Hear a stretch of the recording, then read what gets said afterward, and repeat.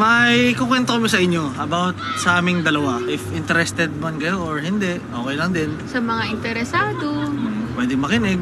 sa mga hindi, huwag nyo na, huwag nyo na pong panoorin.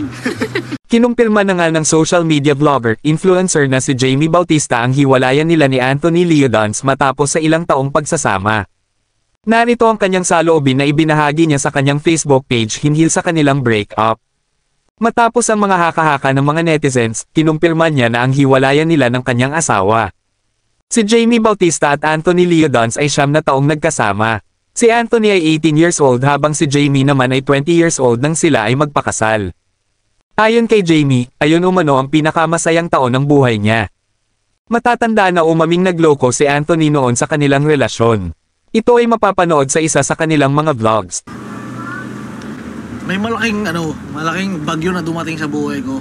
Gusto kong dumating yung time na aminin ko sa inyong lahat. Gusto ko na rin i-take tong time na to para ngayon pa lang mag-sorry din sa family ni Jamie. Nagkaroon ako ng kasalanan kay Jamie. May nalink sa akin na babae and hindi maganda yung Hindi ako nahuli ni Jamie. Inamin ko sa kanya nitong 2021. Ayon kay Jamie, aminado siya na unti-unti nang nababawasan ang kayang pagmamahal sa asawa at hindi niya na ito kayang mahalin tulad ng pagmamahal niya noon sa kabila ng pagbawi ni Anthony sa kanyang kasalanan noon. Sa pag-aakalang makakalimutan nila ang lahat dahil napatawad niya na ang asawa sa nagawa nito, mananatiling pere ng epekto ng nakaraan sa kanilang dalawa. Ang tanging mensahe lamang ni Jamie kay Anthony ay kailangan nilang ayusin ang kanilang mga sarili.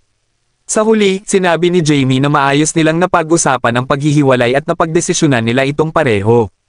Nagpaiwan pa ito ng mensaheng, Mas alam ko naman yung totoo at alam ko naman yung nangyari at alam naman ang mga nasa paligid namin kung ano yung totoo. Kayo, ano nga ba sa tingin ninyo ang tunay na dahilan ng kanilang hiwalayan? Marami pang showbiz chika ang aabangan. Huwag kalimutang mag-subscribe at mag-like sa video para sa mga latest chika.